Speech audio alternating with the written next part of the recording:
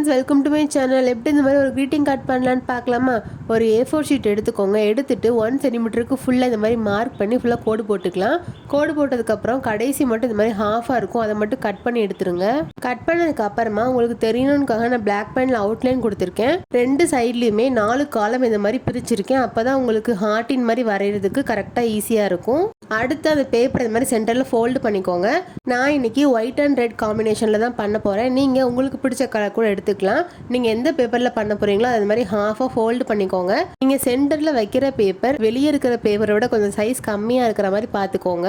அதுக்கு நீங்கள் அந்த பேப்பரை 1 சென்டிமீட்டருக்கு மார்க் பண்ணி கட் பண்ணாலே போதும், உங்களுக்கு குட்டியாக வந்துடும். அதுக்கப்புறம் நம்ம ஆல்ரெடி பண்ணி வச்சுருக்கோம்ல அந்த பேப்பரை இந்த மாதிரி நீங்கள் எந்த பேப்பரில் ஹார்ட்டின் பண்ண போகிறீங்களோ அந்த பேப்பருக்கு மேலே இந்த மாதிரி ஸ்ட்ரைட்டாக வச்சுக்கோங்க.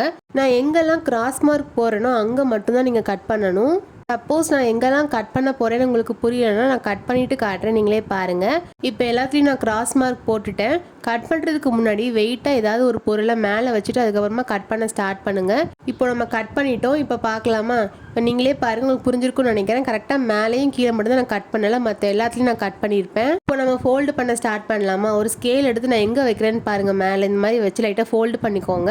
இப்போ உங்களுக்கு அங்கே ஃபோல்டு பண்ண தடை இருக்கும், அதில் நான் எப்படி ப்ரெஸ் பண்ணுறேன்னு பாருங்கள். இதே மாதிரி ப்ரெஸ் பண்ணிட்டீங்கன்னா உங்களுக்கு இந்த மாதிரி வந்துடும். மேலே ஃபோல்டு பண்ணதுக்கப்புறமா அப்படியே சைடில் வந்துடுங்க. சைடில் நான் எப்படி ஃபோல்டு பண்ணுறேன்னு பாருங்கள். இதே மாதிரி ஒன்று ஸ்டெப்பாக ஃபோல்டு பண்ணிக்கோங்க. சென்டரில் வரைக்கும் ஃபோல்டு பண்ணிவிட்டு அதுக்கப்புறம் இந்த சைட் பேப்பரை திருப்பிட்டு அதுக்கப்புறம் ஃபோல்டு பண்ண ஆரம்பிங்க. நீங்கள் அந்த சைட்லேருந்தே வந்து ஃபோல்டு பண்ணிட்டே வந்தீங்கன்னா உங்களுக்கு ஃபோல்டு பண்ணுறது கொஞ்சம் மாறும். அதனால் இந்த சைட் வந்துட்டு ஃபோல்டு பண்ணுங்கள். இப்போ நம்ம சைடில் ஃபுல்லாக கீழே ஃபோல்டு பண்ணிட்டோம். இப்போ அதே மாதிரி மேலே ஃபோல்டு பண்ணிடலாமா? மேலே நீங்கள் ஃபோல்டு பண்ணும்போது நீங்கள் கட் பண்ண எட்ஜ் உங்களுக்கு இருக்கும், அதில் இந்த மாதிரி கடைசியாக ஃபோல்டு பண்ணிக்கோங்க. நான் எப்படி அடுக்கடுக்காக ஃபோல்டு பண்ணேன்னு உங்களுக்கு தெரியும்னு நினைக்கிறேன். கடைசியாக அந்த ஒரு பேப்பரை மட்டும் ஃபோல்டு பண்ண எட்ஜில் இருந்து தள்ளி பாதியாக ஃபோல்டு பண்ணியிருப்பேன், நல்லா பார்த்துக்கோங்க. இப்போ நம்ம ஃபோல்டு பண்ண மாதிரி அந்த சைடும் ஃபோல்டு பண்ணிடலாம். இப்போ பாருங்கள், எல்லாத்தையும் ஃபோல்டு பண்ணிட்டோம். இப்போ ஃபோல்டு பண்ணதுக்கு அப்புறமா நான் எப்படி வச்சு ப்ரெஸ் பண்ணுறேன்னு பாருங்கள். இதே மாதிரி இழுத்து ப்ரெஸ் பண்ணிட்டீங்கன்னா உங்களுக்கு ஈஸியாக வந்துடும். அது மாதிரி மேலே இந்த மாதிரி நல்லா ஃபோல்டு பண்ணிக்கோங்க.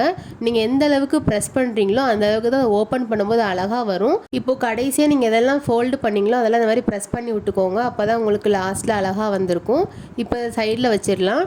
இதே மாதிரி நீங்கள் இன்னொரு கலர்லேயும் பேப்பர் எடுத்துக்கலாம். சப்போஸ் உங்களுக்கு கான்ட்ராஸ்ட்டாக வேணும் அப்படின்னு நினைக்கிறீங்கன்னா நீங்கள் வேறு கலர் கூட சூஸ் பண்ணிக்கலாம். நான் அதே கலரில் தான் பண்ணியிருக்கேன். இந்த மாதிரி ஃபுல்லாக கம் அப்ளை பண்ணிவிட்டு இந்த மாதிரி ஒட்டிடலாம்.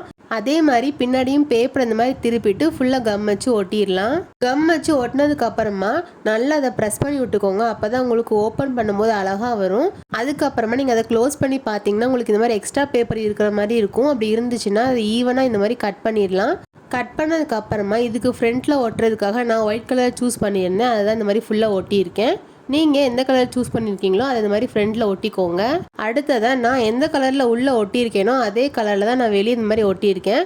உங்களுக்கு சப்போஸ் வேறு ஏதாவது கலர் சூஸ் பண்ணணுன்னா கூட நீங்கள் சூஸ் பண்ணிக்கலாம். இந்த மாதிரி ரெக்டாங்கிளில் கீழே ஒட்டினதுக்கு அப்புறமா குட்டி குட்டியாக ஹார்ட்ஸ் கட் பண்ணியிருக்கேன். அதை நான் எப்படி வச்சு ஒட்டியிருக்கேன்னு பாருங்கள். ஒன்றுக்கு மேலே ஒன்று இந்த மாதிரி வச்சு ஒட்டிக்கோங்க.